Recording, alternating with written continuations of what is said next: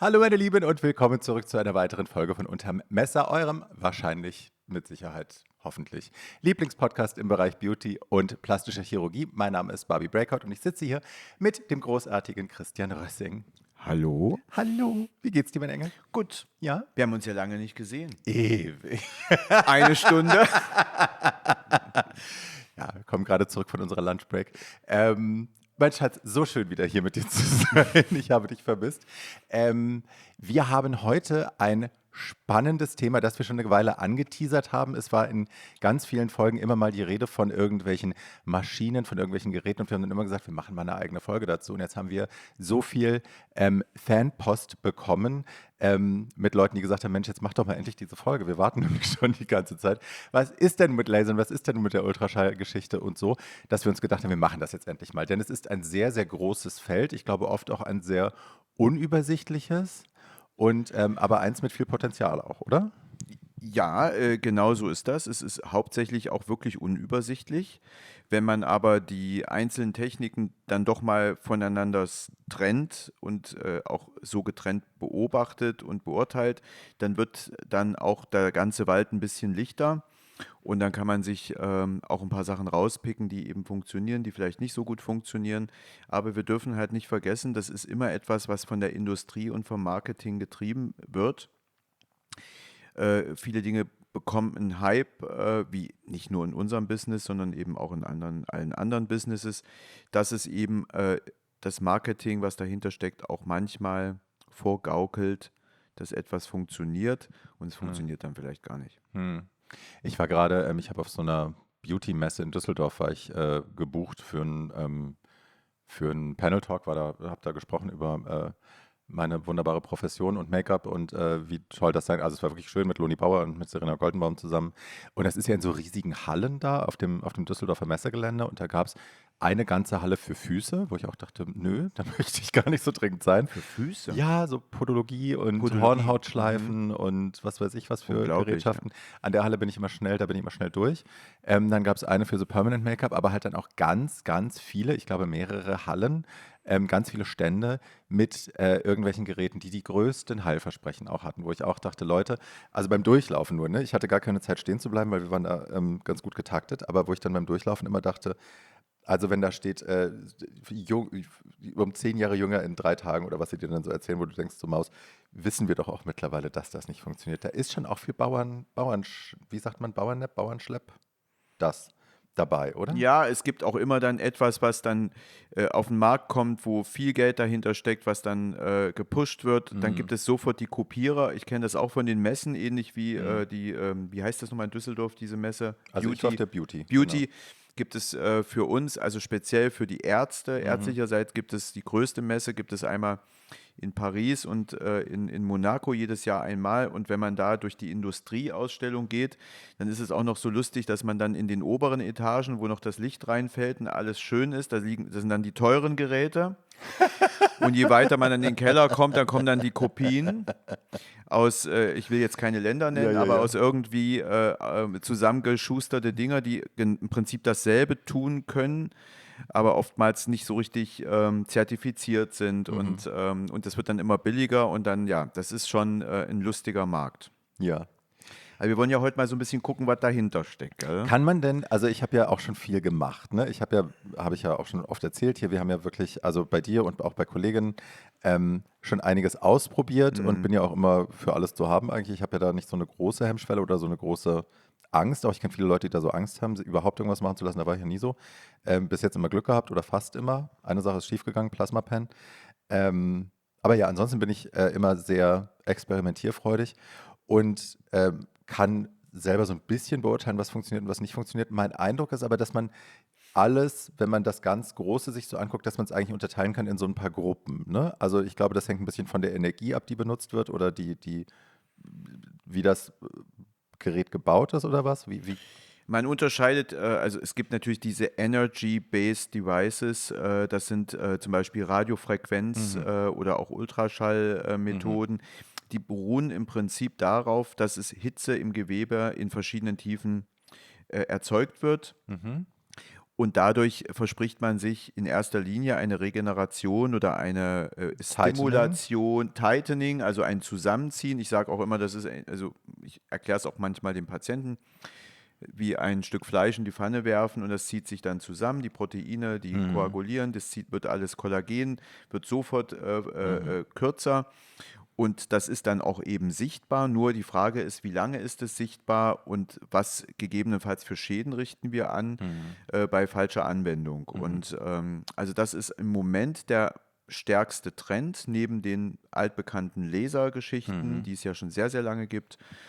Und da vermischen sich dann immer die Anwendungsgebiete und auch die Ergebnisse. Man sollte auch nicht auf eins fluchen und das nächste nur nach oben heben. Ich glaube, es kommt auf die Auswahl drauf an, natürlich auch zu welchem Patienten, zu welcher Patientin passt das Gerät, was will sie, was ist das Ziel. Und da liegt, glaube ich, der Knackpunkt. Und es gibt natürlich Goldstandards nach wie vor, die immer mal wieder ein bisschen aus der Vergessenheit, also in die Vergessenheit absinken, dann kommen sie wieder und bleiben irgendwie immer erhalten, wie zum Beispiel der CO2-Laser, können wir gleich nochmal genau drauf gehen. Ja. Und dann andere Dinge kommen neu dazu, verschwinden wieder und manche schaffen es, neu dazu zu kommen und dazu zu bleiben, dabei zu bleiben. Ja. Okay. Also wollen wir mal anfangen bei den oldschooligeren Sachen oder wie würdest du durchgehen wollen? Ja, ich finde, wir können schon mal anfangen mit den Sachen, die oldschool Oder sind. sollen wir von minimalinvasiv zu dollarinvasiv gehen? Von soft zu hart? Was findest du besser? Ich würde lieber die einzelnen Techniken nacheinander Okay, nehmen. Also ich let's würde do that. einfach so Laser, wir müssen es ja nicht so super detailliert machen. Aber der CO2-Laser, den gibt es ja schon seit Jahrzehnten im Ende. Und da gibt es eben einen Knackpunkt in der Entwicklung des CO2-Lasers. Man weiß es noch aus den 90er Jahren, den gab es ja schon in den 90ern, auch in der ästhetischen Anwendung. Da wurde halt voll ablativ gearbeitet. Da wurde die Hautschicht einfach runtergebrannt. Dann entwickelte man diese fraktionierten, man weiß ja, fraktionierte Laser, das heißt, dass es Oder auch eben, Fraxel.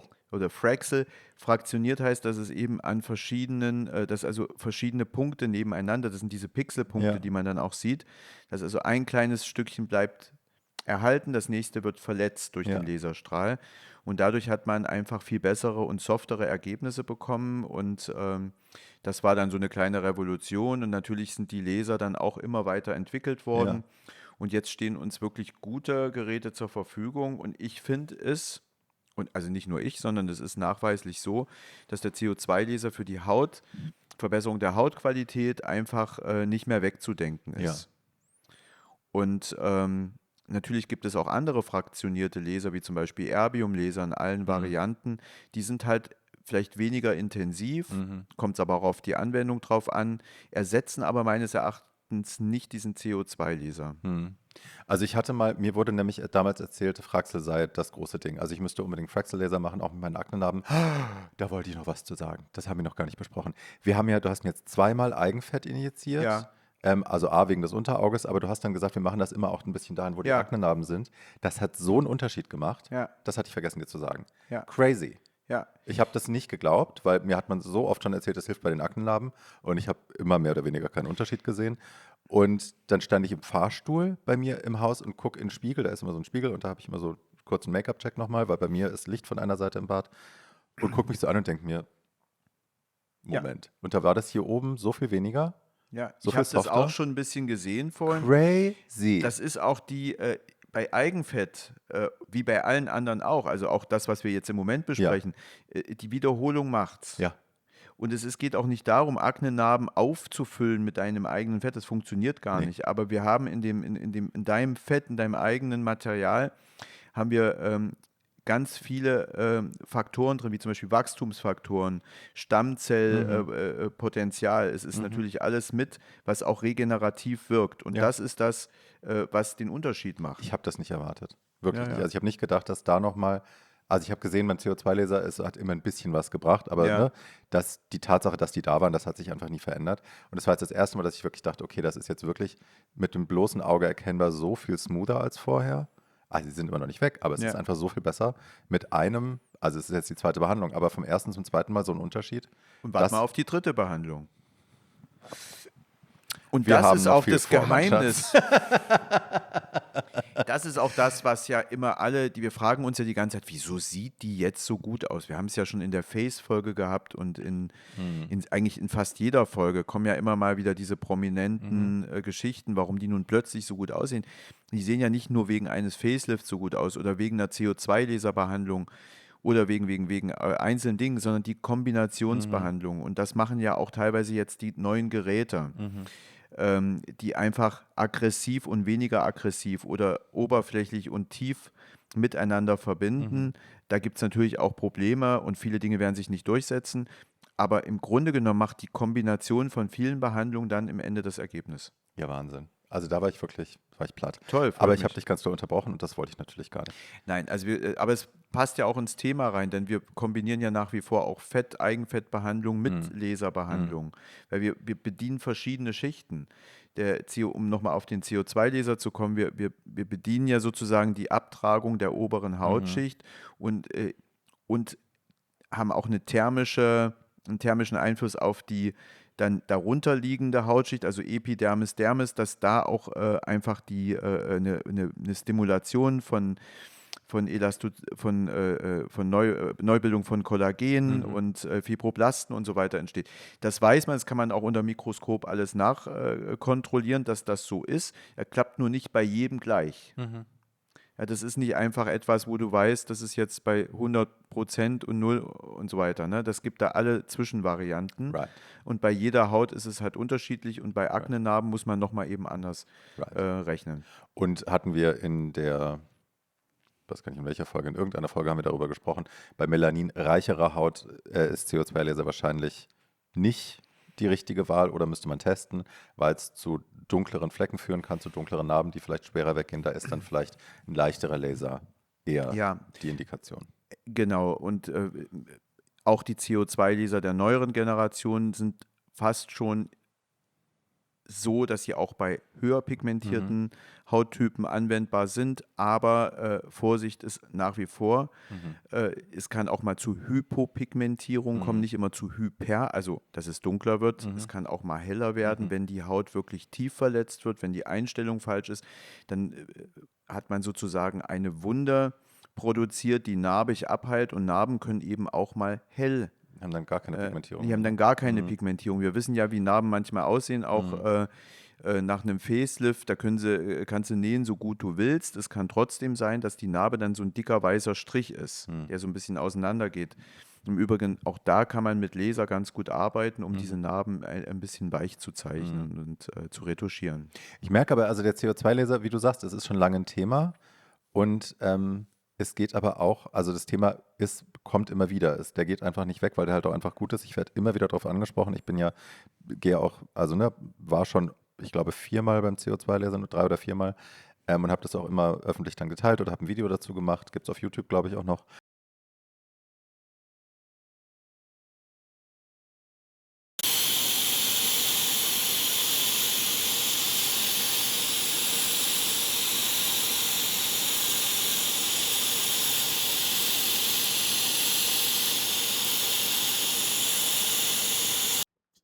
So, das ist jetzt das direkt danach und wie ihr sehen könnt, ist es not pretty.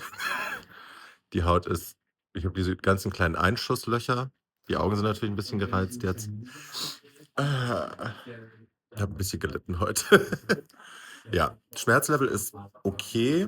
Das wird jetzt die nächste halbe Stunde wird so richtig eklig und dann ist es eigentlich wie ein Sonnenbrand. Kennen wir alles schon. Ich glaube, ich werde zuschwellen. Meine Augen werden richtig zuschwellen dieses Mal, weil wir auch das Oberlid mitgemacht haben. Fancy.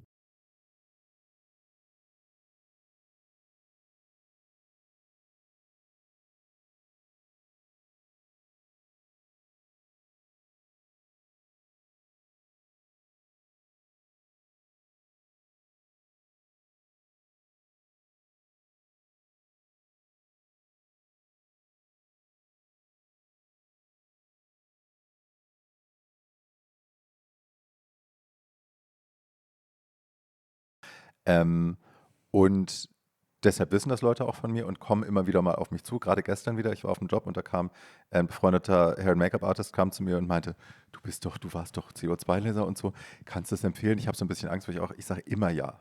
Immer, macht's bitte. Weil also, außer jetzt bei so Leuten, das ist jetzt nur meine Einschätzung, die so ganz dünne Haut haben, ganz feine Haut unterm Auge, wenn das direkt da unterm Auge angewendet werden soll, um da einen Tightening-Effekt zu kriegen, sage ich vielleicht eher nee.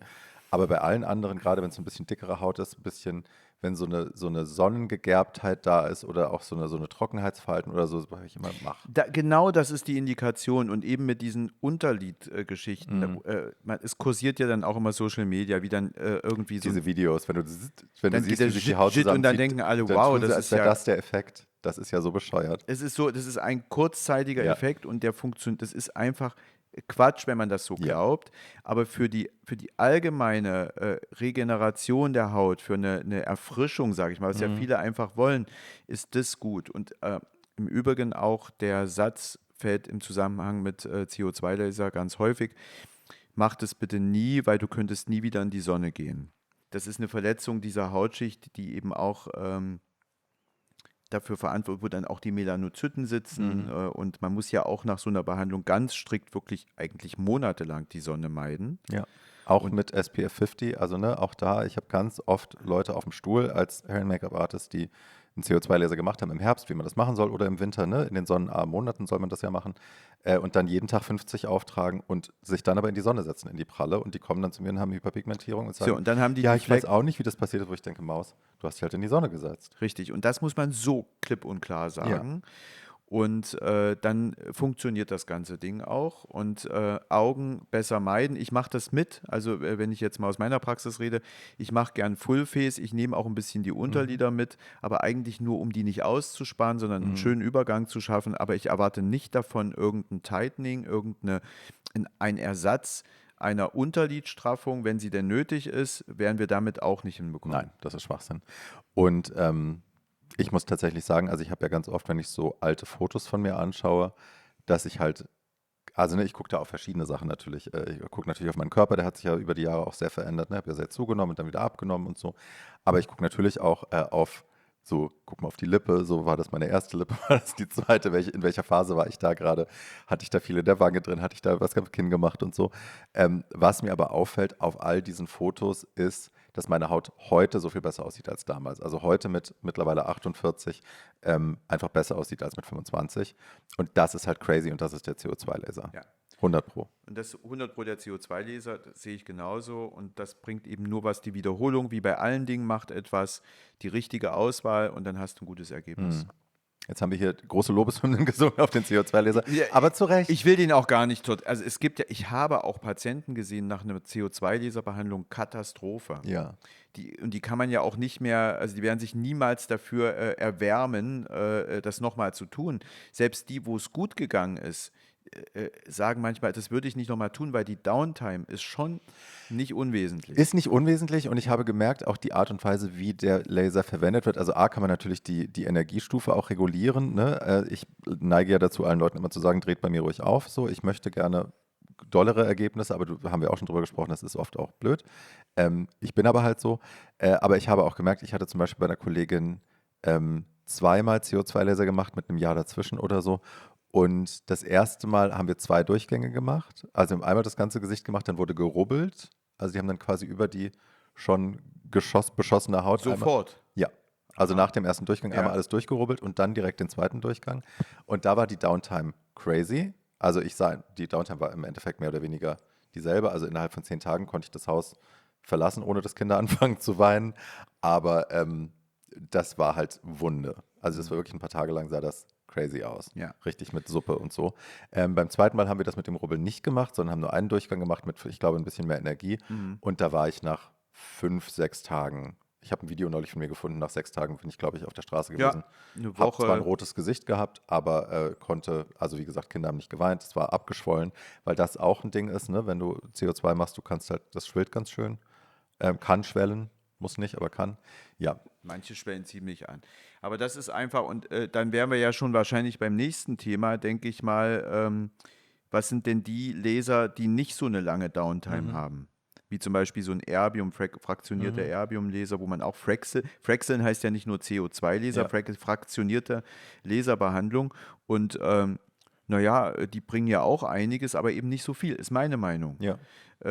Und klingt zwar manchmal blöd, aber diese Downtime hat schon irgendwo dann im Ende einen Sinn, wenn es dann das Ergebnis entsprechend besser ist. Es kommt halt sehr darauf an, was man möchte. Ne? Also ich lese immer wieder auch von Leuten, die irgendwelche Laserarten machen, die halt so, die haben gar keine Downtime, das gibt nur so ein Glow. Wir machen das nur für so ein bisschen Glow, das machen wir von einem Red Carpet, wo ich dann denke, das ist nicht mein Verständnis vom Lasern. Ich bin da immer sehr auf Ergebnis.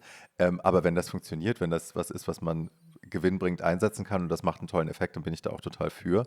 Aber ja, für mich hat Lasern sehr mit einem relativ massiven Eingriff zu tun, relativ invasiv. Das ist ja wie mit allem die Entscheidung, ich lasse mir eine Operation machen mit entsprechend Ausfall, blaue Flecken, Schwellungen oder ich sage, nee, ich möchte das nicht, mir reicht jetzt, ich will nicht das Brauenlift als Operation, ich will nur mit Botox das ein Ja, bisschen anheben, weil ich will nicht so lange ausfallen. Das hat eben alles seine ja, Berechtigung, wenn man eben genau sagt, was man zu erwarten hat. ja. Vielleicht nicht 2 Tage vor einem Event oder vor einer Live-Sendung machen, ne? Das ist, Das wäre nicht so gut. Kennen wir ja alle solche Beispiele, ne, die ja. dann frisch gelasert abends in irgendeiner TV-Show sitzen. Aber gut, Habe ich aber auch schon gemacht für Ricardo. Da hatte ich irgendwas habe ich gemacht. Ich glaube, es war auch ein CO2. Und ich sollte auf irgendein Event gehen, habe dann auch gesagt, Maus, ich kann eigentlich nicht kommen, ich sehe so schlimm aus. Und dann habe ich dann die Samantha Jones gemacht und bin mit dem Schleier? Ich weiß es gar nicht mehr. Aber es war so eine Situation, bestimmt. wo wir drüber reden mussten und ich sagte, ich glaube, ich will das niemandem zumuten. Und dann habe ich es doch gemacht. Ach nee, das war die Beisetzung von Rosa von Braunheim, wo ich Ah ja, frisch da warst du operiert doch war. frisch operiert. Genau, bin ich auch mit Schleier hin. Das Naja. ging. Es gibt ja für alles irgendwie, es gibt für alles eine Lösung. Ja. Lass uns mal sprechen über eine andere Gerätschaft, weil mit den Lasern sind wir soweit durch, nehme ich an. Ach nee, sag mal noch Kosten. Was sind denn Kosten für eine Full-Face CO2 bei dir? Full-Face CO2-Laser, ich kann ja jetzt nur von Ja. unserer Kostentabelle reden.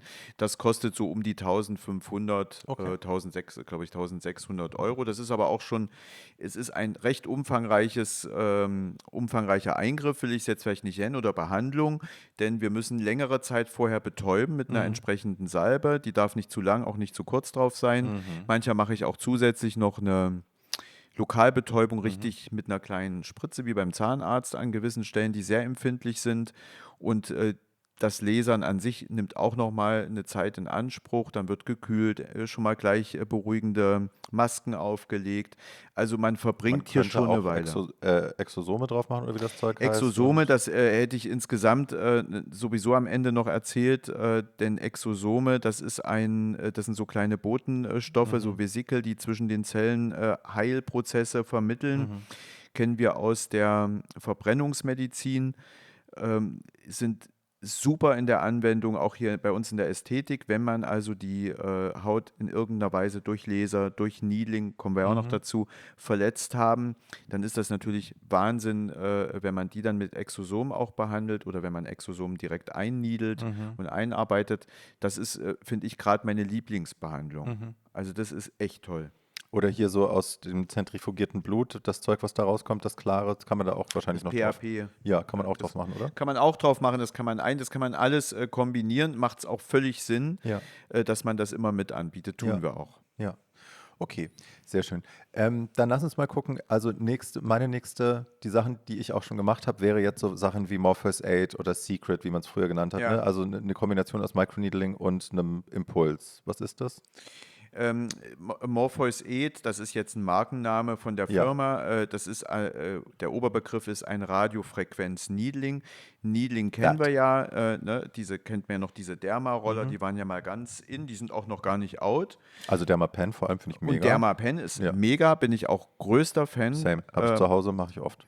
Finde ich super. Also diese Roller, die waren so ein bisschen problematisch, weil die immer mit Ja, den Nadeln dann ja, die ja, Haut so ja. aufreißen. Darf die Richtung nicht wechseln, reißt und so. Das ist Reißt nicht und so gut. weiter, kann auch blöd sein. Ja. Aber der Dermapen gibt es ja mittlerweile auch verschiedene Anbieter, von billig bis teuer. Kannst du für 60 Euro kannst du den Ding schießen und kannst damit arbeiten. Kannst Honestly, damit arbeiten. ist gut. Jede Hautverletzung mit solchen Microneedling Ja. macht ja eine Verletzung.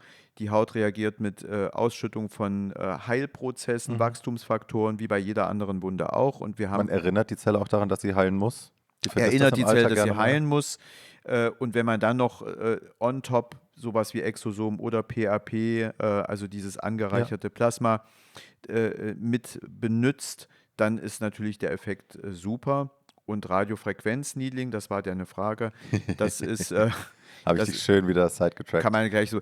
Radiofrequenz-Needling ist eigentlich auch nichts weiter außer Needling, wie es schon Mhm. gesagt wird in dem Begriff.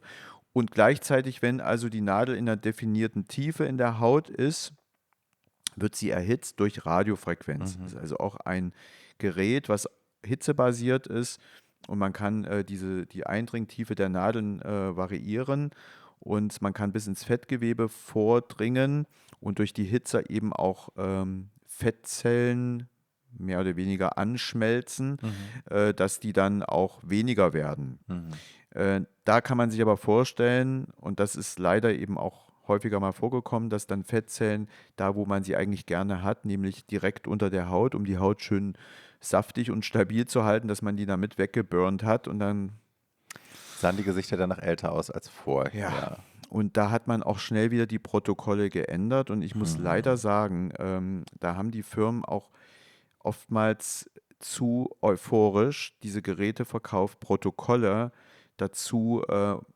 angeboten. Protokoll, erklär, was Ein das heißt. Protokoll ist immer etwas, ein Ablauf. Mhm. Also wie stelle ich das Gerät ein? Also zum Beispiel Mhm. beim Gesicht stelle ich die Nadeltiefe so und so ein, am Kinn so und so, Mhm. so und so.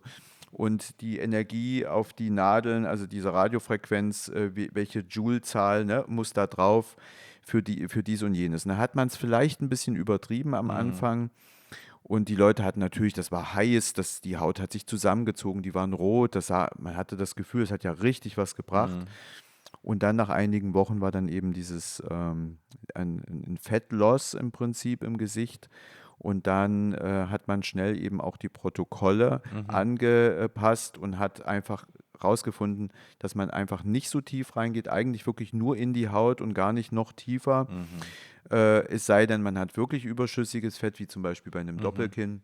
Dann kann man da auch mal 4, 5 Millimeter reingehen und das dann sozusagen wegbrennen. Mhm. Also man hat gelernt, aber das ist das, was ich immer sage, bitte nicht immer jedes Protokoll, was so eine Firma ausgibt, ist auch echt studienbasiert. Wir haben immer noch neue, auch Unterspritzungsmaterialien, die immer Mhm. wieder auf den Markt kommen. Da frage ich nach Studien. Dann sagen, ja, wir haben Studien und dann schicken sie mir die Studien und das ist dann eine von der Firma in Auftrag gegebene Studie, die Okay. überhaupt nicht, also sorry, Ja, also ja, ja. da, Nicht repräsentativ. nee, leider nicht Aha. repräsentativ und hat nichts mit einer echten Studie zu tun und dann bin ich leider ein bisschen ängstlich, das dann auch anzuwenden. Ja. Was würde denn jetzt also beispielsweise ein Morpheus 8, eine Behandlung Full Face, was würde das kosten bei euch? Full Face kostet 750, 800 €. Okay. Nur da muss man wissen, das sind Behandlungen, gerade eben dieses oder dieses Radiofrequenz-Needling, Mhm. Entschuldigung, die muss man wiederholen. Mhm. Wir müssen also, um einen entsprechenden Kollagenreiz nicht nur zu setzen, sondern auch eine Kollagenbildung zu haben, Mhm. muss man das Ganze 2, 3 Mal wiederholen. Das ist also auch mit einer gewissen Disziplin verbunden Und und entsprechend Kosten. kostet es auch Ja, ja, mehr. verstehe. CO2-Laser im Übrigen macht man einmal. Ich mache es aber pro Jahr gerne. Ja, pro Jahr, ich meine, da muss man aber nicht nach ein paar Wochen kommen, Genau. also er Ja, macht ja, ja, es ja. einmal und das sind alles Dinge, die muss man mit berücksichtigen, Ja. was nicht heißt, dass das nun dann deswegen besser ist, aber Radiofrequenz-Needling muss man schon ein paar Mal machen. Ja. Na, also gerade hier diese Home Needling Devices, wie gesagt, ich mache das sehr gerne. Bin da großer Fan von. Ich habe das Gefühl, wenn ich das regelmäßiger mache, momentan mache ich es nicht so, aber wenn ich es regelmäßiger mache, ist meine Hautoberfläche einfach schöner, die Poren sind feiner. Ich habe das Gefühl, die sind praller, irgendwie die Haut insgesamt ist praller. Kann ich nur empfehlen, aber allerdings auch da, ne, oberste Vorsicht ist geboten. Es muss sauber sein, man muss sich gut die Hände desinfizieren, man muss das Gerät desinfizieren, man muss auch anständige Nadeln kaufen und vor allem die Pflege, die man drauf tut. Ich habe einmal den Fehler gemacht, da ein parfümiertes Serum drauf zu machen und sah dann wirklich crazy aus für eine Woche. Also ich hatte wirklich so rote Pizzaflecken im ganzen Gesicht. Ich Ui, war ui, komplett ui. entzündet. Ja, muss man wirklich auch aufpassen, was man da drauf schmiert, weil das ist natürlich eine offene Wunde so und das muss man auch so behandeln. Alles andere ist Blödsinn und es wäre fahrlässig, das zu empfehlen, ohne das zu sagen. Aber wenn ihr das anständig macht, dann ist das eine gute Geschichte, muss man wirklich sagen. Absolut. Dann mit dem Microneedling sind wir dann, glaube ich, durch, oder? Microneedling, Also mit dem sind wir durch. Radiofrequenz-Needling. Mit dem Radiofrequenz-Needling und das normale Microneedling haben wir ja auch schon eigentlich Ja, ziemlich gut jetzt durch. ja, Das ist ein Dauerbrenner, ja. Microneedling. Ich bin so dankbar, dass es das gibt. Das hat ja irgendwann mal angefangen und war der Hype, der hat auch nie Mhm. abgesetzt. Und in Kombination mit diesen ganzen Stoffen, die wir einbringen können, da hat die Wissenschaft wirklich einiges Mhm. jetzt gebracht, ist das für mich nach wie vor eins der besten Behandlungen. Super. Die kann man Und halt sogar auch zu nicht, Hause machen. genau, und auch nicht jahreszeitenabhängig. Ne? Du kannst doch Microneedling im Absolut. Sommer machen. Kann man im Sommer machen, Ja. aber trotzdem nach jeder Hautverletzung und überhaupt. Na, also das müssen wir ja mal hier feststellen. Sagt ja auch immer befreundete Hautärztinnen hier in der Stadt, kenne ich also einige. SPF, SPF, SPF. Richtig. Und Ja, immer wieder und ganz oft wiederholen. ja. Ähm, wir haben in anderen Folgen schon so am Rande auch mal von Ulterra gesprochen oder von Thermage, was ja, glaube ich, eine ähnliche Baustelle ist, ne? Ist ähnlich? Nee? Nee, Nee. ist, ist was anderes, aber beruht auch auf Erhitzung. Okay. Ja. Und ich habe das ja gemacht mal. Ich bin mir nach wie vor nicht sicher. Mittlerweile glaube ich, dass es auch im Gesicht war, dass wir deswegen diese Verklebungen hatten. Aber auf jeden Fall am Kinn habe ich es gemacht, massiv. Und habe ehrlich gesagt keinen Unterschied gesehen. Und habe deswegen immer gesagt, es bringt nichts. Es bringt nichts, es bringt nichts. Ultherapie oder Thermage? Ultherapie. Ja. Und habe jetzt aber immer wieder lese ich in irgendwelchen Foren oder in irgendwelchen Posts auf Instagram, dass Leute sagen, das ist das Nonplusultra, das ist die Goldklasse, besser als Ultherapie geht nicht.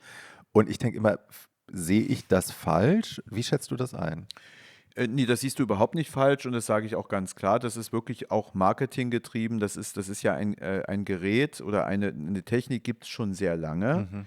Ich weiß gar nicht, wie lange. Also ich denke, also bestimmt 10, 15 Jahre oder ich Mhm. kann mich da jetzt nicht genau festlegen. Aber es ist ein fokussierter Ultraschall. Mhm. Das heißt also gebündelter Ultraschall an einer Stelle.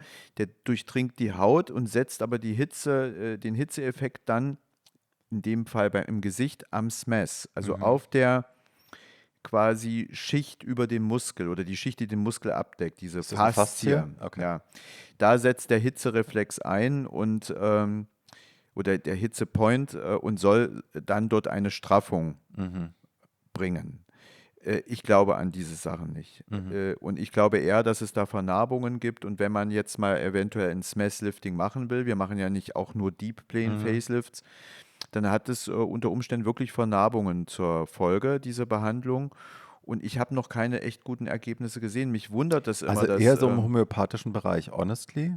Wenn Leute sagen, bei mir hat das so viel gebracht, und die zeigen mir Vorher-Nachher-Fotos, denke ich, ja, kann wir auch haben es ja Botox auch sein. schon probiert. Ich bin ja offen. Also wir haben es probiert, also außer dass es sau weh tut. Ja, Wahnsinn. Das war das Erste, was ich abbrechen wollte. Wo ich wirklich dazwischen dachte, okay, jetzt bin ich an einem Punkt, jetzt halte ich es nicht mehr aus. Und habe ich Ja, gefragt, wie lange haben wir noch? Und dann hat sie gesagt, wir haben noch nicht mal die Hälfte. Und da war ich so, dass ich dachte, es tut wahnsinnig weh, okay. ja. Also ich habe es einmal auch probiert, als die Firma das vorgestellt hat.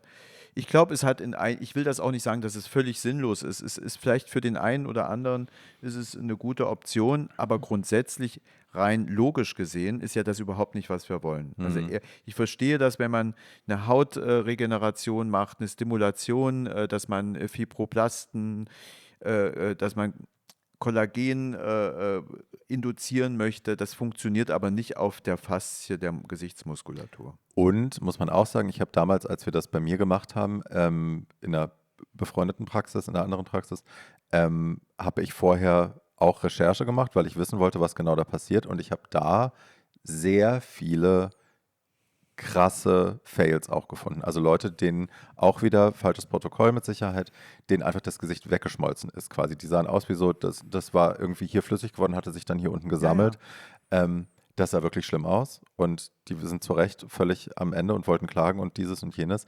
Also ja, da ist auch, ne, da muss man sehr darauf achten, glaube ich, dass man da an die richtigen Leute gerät, die das wirklich gut können und routiniert machen, weil wenn man das mal in irgendeinem, ach ja, meine Kosmetikerin bietet das jetzt an oder so, ich weiß gar nicht, ob die das dürfen im Just Nee, Talking dürfen Shit, die nicht. Das ist eine aber ärztliche ne, Anwendung. bei Leuten, wo man zumindest keine schlimmen Ergebnisse auf der Website findet oder in den Rezensionen findet, weil das ist, glaube ich, wenn du da mal also wenn das mal passiert ist, ist das sehr schwer zu retten. Schwer zu retten. Ja.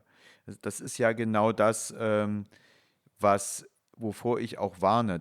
Also der Anwender muss natürlich, ich bin als Arzt verantwortlich für diese Anwendung. Ich kann Mhm. mich nicht darauf verlassen, was die Firma mir da eben mal in einer halben Stunde zeigt, was du da irgendwo draufhältst. Mhm. Ich muss nachkontrollieren, ist das so oder kann ich das überhaupt so machen? Also dafür bin ich ja der Arzt, der das Mhm. in dem Moment anwendet. Und leider ist es so, diese Geräte sind ja auch, das müssen wir ja auch an der Stelle mal erwähnen, das ist ja nicht irgendwie für 1.000 € eingekauft. Die müssen in der Regel geleast werden. Wir haben Werte zwischen, kosten manchmal 50, 60, 90.000 €. Für eine Arztpraxis ist das eine wahnsinns hohe Ja. Anschaffung. Das heißt, es läuft oftmals über Leasing oder selbst wenn man es kauft, also Mhm. hat man eine Investition getätigt, die einen dann natürlich dazu treibt, dieses Gerät auch ständig Mhm. einzusetzen. Mhm. Das ist gefährlich. Mhm. Und wenn ich dann dieses Ultherapie gekauft habe oder das Radiofrequenz-Needling oder was weiß ich oder so einen Mhm. CO2-Laser von jemandem abgekauft hat, der schon 5 Jahre alt ist, Mhm. dann muss ich den halt die ganze Zeit benutzen, damit er sein Geld wieder Damit er sich reinspielt. amortisiert. Ja, aber so ist das nun mal, Ja. ja. Und das ist wahnsinnig gefährlich. Ja. Dann lass uns mal, wir sind jetzt gerade schon bei quasi geschmolzenen Gesichtern gewesen, lass uns mal noch auf andere Geräte eingehen, die sich auch einen Namen gemacht haben, weil sie gefährlich sind in den falschen Händen. Stichwort Cool-Sculpting. Cool Sculpting, das ist etwas, was über Jahre in aller Munde war, Mhm. noch immer ist, jetzt wahrscheinlich mehr im negativen Mhm. Sinne. Aber ich kann mich noch erinnern, vielleicht 10 Jahre her, da war das dann einfach, also das musst du haben. Wie du saugst noch bei Patienten Fett ab, brauchst du nicht mehr. Mhm. Du kannst es wegfrieren. Mhm.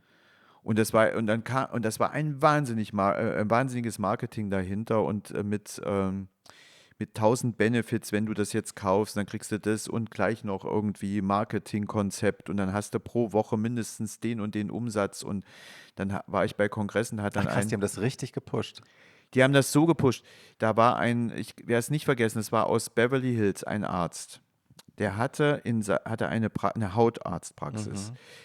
Das war dann der größte Anwender weltweit zu dem Zeitpunkt, der hatte 18 Cool-Sculpting-Geräte Im Dauereinsatz. im Dauereinsatz und hat dann seine Bilanzen dort offengelegt, ja, Ja. also bei dem Kongress, wie viel Umsatz er pro Tag macht, das war Schwindel, ist Millionen.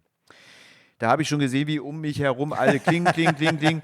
Ähm, Alle haben es äh, im Kopf schon in den und das Warenkorb. war natürlich, das war eine Strategie, auch dieses Gerät immer weiter, das war also ein weltweiter Siegeszug Ja. und ich kenne sehr viele, die dieses Gerät gekauft haben und das kostete im Übrigen 120.000 oder sogar noch mehr und dann noch Handstücke und das, also da Mhm. warst du bei Unsummen. Und die waren natürlich auch getrieben, das dann Mhm. einzusetzen. Hat auch immer mal funktioniert. Ich will nicht sagen, dass es grundsätzlich nie Mhm. funktioniert hat. Es gibt auch positive Geschichten. Aber immer öfter kam dann eben, naja, das sieht aber komisch aus. Da wurde das Fett sozusagen eingesaugt mit so einem Vakuum Mhm. in so eine Glocke und dann wurde das dann unterkühlt und dann war das dann erst rot und dann auf einmal hatten die dann so viereckige Löcher da im Bauch, wo Mhm. dann eben durch die Saugglocke das weggekühlt wurde. Und dann gab es dann irgendwann diesen Zwischenfall mit einem, wie heißt Linda sie? Evangelista. Genau, die das dann zur Anzeige gebracht hat und geklagt hat gegen die Firma. Na, die hatte ja nicht nur ein Loch, die hatte ja diese paradoxe adipöse Hyperplasie, also bei der hat sich, das Fett ist mutiert quasi, das hat sich multipliziert und ist so gewachsen. Das hatte die, Ja, genau, das glaube ist ich. eine, wenn auch nun nicht ständig, ist eine Ja. seltene Nebenwirkung, aber die trifft halt eben manchmal zu. Und dann wächst nach dieser Behandlung auch an anderen Stellen Jesus übermäßig neues Christ. Fett. Jesus Christ. Und das hat sie dann irgendwie auch, naja, veröffentlicht und es ist eben auch nicht was Erdachtes, das gibt es wirklich. Hm. Und allein deswegen hat sich dann dieser Hype auch abgekühlt. Also es war wirklich nachweislich durch diesen einen Fall Ja. und da ploppten dann immer mehr so Fälle auf, die dann vielleicht noch nicht so öffentlich waren.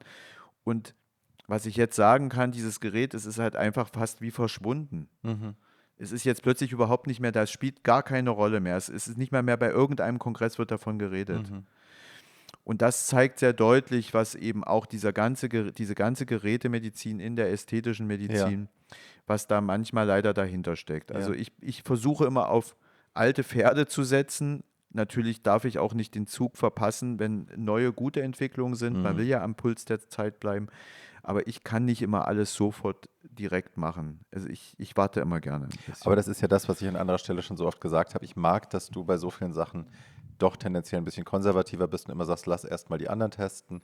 Weil ne, dieses am Patienten lernen, was ist dann zu viel und wo kriegen wir eventuell Schäden, das ist halt einfach auch echt eine schwierige Haltung, finde ich. Ich war auch schon, gut, ich gebe zu, offiziell, ich habe auch mal ein Gerät gekauft, ein Radiofrequenzgerät, was aber durch die Haut geht, nicht durch Mhm. Needling, sondern wo man mit solchen Platten auf die Haut Mhm. diese Sensoren legt und dann die Radiofrequenzhitze ins Gewebe Mhm. transportiert wird. Mir hat es dann irgendwie nach so einem halben Jahr, wir haben es gekauft, war auch super teuer, haben es angewendet. Ich schwöre dir, bei niemand, nicht bei einem einzigen, auch nur irgendeine Veränderung gesehen. Das steht jetzt dann, irgendwann haben wir es in den Keller geschoben. Natürlich kannst du ich habe es dann nicht mehr getraut anzuwenden.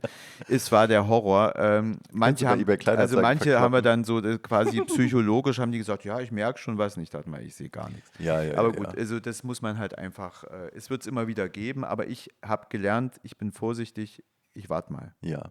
Du, und manchmal ist ja auch, glaube ich, gute Handarbeit gar nicht so verkehrt. Also, ne, wir haben vorhin schon die Exosome erwähnt, die in Zusammenhang mit den Löchern im Laser irgendwie eine gute Idee sind oder generell, um die Haut zu regenerieren. Ich glaube, Mesotherapie ist auch so ein Thema, was also zumindest eine Zeit lang super Hype hatte. Ich weiß nicht, ist das noch so aktuell? Macht man noch viel Meso?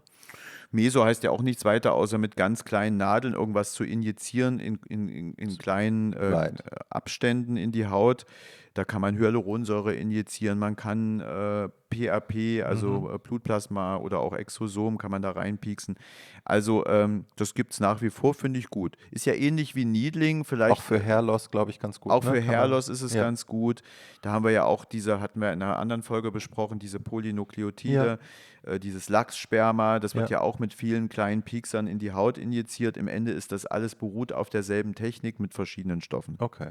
Dann gibt es noch ein Gerät, was ihr auf jeden Fall besitzt. Das weiß ich, weil ich es hier auch schon gemacht habe. Das ist der sogenannte Endolift. Ja. Erklär mal, was das ist. Endolift ist eine Lasertechnik, also es wird über einen Laser mit bestimmter Wellenlänge, wird über eine kleine Sonde, die sieht aus wie so ein Draht, Ja, ganz, ganz dünner Draht, gibt es in verschiedenen Stärken, von ganz, ganz dünn bis ein bisschen dicker, für Körper oder Gesicht bis hin zu Unterlid. Wird also diese Sonde eingeführt und davon ist ein ganz kleiner Laserpoint und der erzeugt Hitze, wie mhm. all die Geräte auch, und versucht an der Stelle sozusagen auch durch diese Koagulation, Hitzekoagulation, Gewebe zusammenzuziehen und auch Kollagenneubildung zu induzieren. Auch da muss ich sagen, haben sich meine Erwartungen, will ich sagen, nicht total weggeschraubt, sondern ich habe gelernt, der hilft jetzt auch gegen nicht alles. Ne? Also das ist kein Lifting-Gerät, Right. sondern das macht genau das, was es soll, wenn man es richtig einsetzt. Nämlich zum Beispiel auch bei einem Doppelkinn, Mhm. das Fett kann man damit wirklich gut, ganz gut wegschmelzen, weil man Mhm. sieht wirklich, wo man ist. Also Mhm. das ist nicht so diffus. Man sieht ja wirklich diesen Punkt durch die Haut leuchten. Man weiß, in welcher Tiefe man ist, Mhm. wenn man es anfassen kann. Man kann hier diese Jawls ein bisschen einschmelzen lassen. Das funktioniert ganz gut, aber die Erwartung darf man da nicht zu hoch schrauben. Also Skin Tightening, dass man das jetzt hier wieder straff kriegt, die Kinnlinie, das passiert damit nicht. Das passiert sehr bedingt. Also Okay. man kann wirklich, wenn jemand Fett, also quasi Fett in diesen Hängebäckchen hat, kann man durch eine Fettreduktion, durch diesen Endolift und durch die Hitze einen gewissen Straffungseffekt erzeugen. Okay, also wenn man es vergleichen würde, würde man sagen, es ist eine permanentere, bessere Lösung für zum Beispiel eine Fettwegspritze oder so, nur halt in echt. Ist in echt, und weil wir den Hitzeeffekt Effekt noch dazu haben, gibt es schon ein gewisses Tightening, aber das ist, weil viele sagen, ja, Endolift, da brauche ich ja gar keinen Facelift zu machen oder Nein. Unterlider, machen Sie das bitte mit dem Endolift. Es ist wirklich nicht damit möglich. Was es gut kann, zum Beispiel, war ich extrem begeistert, sind die sogenannten Malabecs. Das Mhm. sind diese kleinen ödematösen Ja, Schwellungen, die sind immer hier. Viele haben das schon seit der Jugend ja, und sieht manchmal auch sehr verquollen und müde aus. ja. Und da kann diese ganz dünne Sonde durch diese Erhitzung dieser Strukturen, ist ja so schwammig, das so verengen, dass dann einfach diese Einlagerung von dieser Lymphflüssigkeit nicht mehr so auftritt. Oftmals hält das ewig. Ja. Ich habe einen Fall, den habe ich erst gesehen, junger Mann, der sah wirklich, also ich will jetzt nicht sagen schrecklich aus, aber das war so massiver Punkt in seinem Gesicht, diese Malabex, dass man da immer hingeguckt hat und dachte, mein Gott, der hat ja gar nicht geschlafen. Das haben wir 3-mal gemacht, weg. Wahnsinn. Ja. Ja, ich Dafür habe ist da eine es gut. Freundin, weißt du welche? Die wird hier, glaube ich, demnächst mal vorstellig mit der Geschichte. Ja, Ja. ich weiß welche Ja. und das wäre auch, das ist genau, das sind so die Sachen, die kann das Gerät. Aber Ja. ich habe wirklich die am Körper, excuse me. Also auch mit diesem kleinen feinen Drahtmuster im Körper nicht rummachen, Nein. glaube ich. Nee, Also mit diesem, also wirklich, Geldschneiderei. ja, aber im Gesicht und auch wenn da so Fettbäckchen sind, Ja. da habe ich auch das Protokoll jetzt erhöht. Also da mache ich das schon gar nicht mehr so, wie die Firma das vorschlägt. Da mache ich einfach doppelt so viel rein und dann ist das Fett auch weg. Aber gut, das sind halt ein Positiv- und Negativ Erfahrungen, die ich da gesammelt habe. Aber die kann ich ja einbringen in meine Ja, aber das ist Tätigkeit. doch toll. Ich meine, das ist doch genau das, wovon man dann so redet, ne? Wir haben früher die alte Fettwegspritze, bevor das Da Vinci oder Michelangelo oder wie es heißt kam, ne? Wo es noch die Schwellung gab, da gab es ja einen Effekt wenigstens, aber jetzt bei dem neuen passiert nichts mehr, aussortiert. Was macht man denn, wenn man sich nicht absaugen lassen will am Kinn? Dann ist das doch eine super Option. Ist das eine super Option? Sehr schön. Das haben wir doch jetzt wieder schön besprochen. Ich freue mich. Ich glaube, wir haben auch die wichtigsten Sachen durch, was die Geräte angeht. Es gibt ja noch, das würde zu weit Es führen, gibt diese ganzen so Hybridgeräte, viel. die im Prinzip, da geht es dann immer darum, Downtime, die haben keine Downtime, nur noch eine Woche, nicht 3 Wochen und so.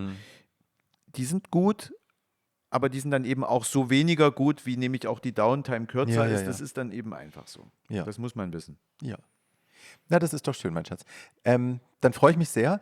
Wir können bekannt geben jetzt schon, dass die nächste Folge ein auch ebenfalls viel diskutiertes, viel erwartetes Thema wird. Wir haben auch da sehr viele Zuschriften bekommen und können jetzt endlich Folge leisten, können uns jetzt dem Druck quasi beugen. Nein, wir freuen uns sehr drauf. Sag mal, was ist das Thema, oder? Thema Longevity. Yes. Das ist ja das Wort, was man irgendwie überhaupt nicht mehr aus dem Gehörgang bekommt in der letzten Zeit. Ein quasi neuer Industriezweig mit Investoren, dass sich schwindelerregende Zahlen da Yes. abspielen. Aber was steckt dahinter? Was heißt Longevity wirklich? Und da bin ich auch nicht der Papst, sowieso nicht. Aber da haben wir natürlich auch KollegInnen, die sich damit super auskennen. Da haben wir eventuell zum allerersten Mal einen Gast. Ein Gast, nämlich Eine Gästin. Ja, nämlich die Frau Dr. Kettler, Ja. die nachweislich sich damit extrem gut beschäftigt hat und auf eine große Erfahrungsbreite zurückgreifen kann. Und die wird uns darüber mal ein bisschen berichten. Da können wir nämlich sie beide piesacken. Ja. Ein paar Sachen weiß ich ja auch schon. So ganz longevity-frei sind wir natürlich hier nicht. Und ich weiß, es ist ein wichtiges Thema und wird immer wichtiger. Und daher finde ich es gut, dass wir es jetzt mal aufgreifen. Sehr schön. Ich freue mich darauf. Und bis zum nächsten Mal wisst ihr, könnt ihr uns eine große Freude machen, indem ihr liked, teilt, kommentiert, uns weiterempfehlt an FreundInnen, an Menschen, von denen ihr denkt, ihr bräucht mal einen Facelift oder so. Wenn ihr einen Termin bei Christian haben wollt, dann könnt ihr ihn kontaktieren über die Website metropolitanaesthetics.de. Ich blende sie hier ein. Oder ihm bei Instagram schreiben. Weiß nicht, ob er das möchte. Könnt ihr anrufen. Ja, das lese ich immer nicht so. Aber oder anrufen, Ihr könnt ja wie anrufen. früher, oder eine Oldschool. E-Mail schreiben Genau. und so. Ja. Sehr schön. Das macht ihr bitte und ihr passt schön auf euch auf. Und bis dahin. Tschüss. Tschüss.